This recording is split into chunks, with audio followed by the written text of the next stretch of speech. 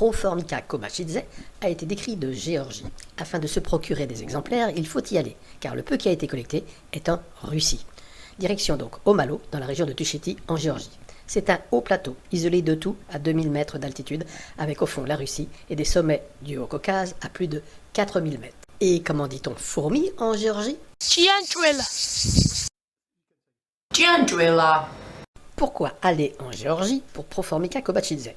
Elle serait présente dans d'autres pays. C'est là qu'il faut relativiser les cartes de Ant Maps. Par exemple, que la crête soit en vert, c'est impossible. Il y a une citation qui ne vaut rien, car jamais elle n'y a été trouvée, ni aucune autre Proformica.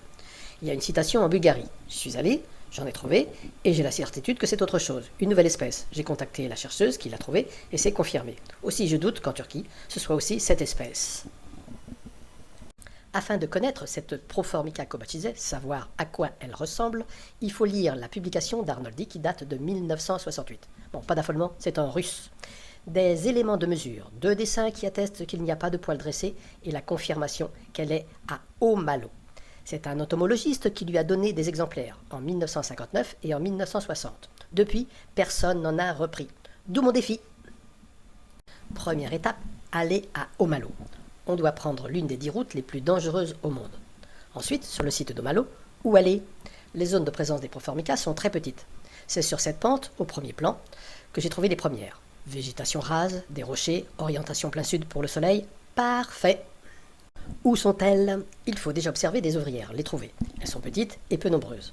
On en suit une avec l'espoir qu'elle retourne au nid. Et alors, c'est un tout petit trou de quelques millimètres qui sert d'entrée. Parfois c'est sous une pierre, mais demeure rare. Voici l'activité des ouvrières, mineures essentiellement, qui apportent la nourriture collectée, ceci aux heures les plus chaudes, entre 10h et 16h.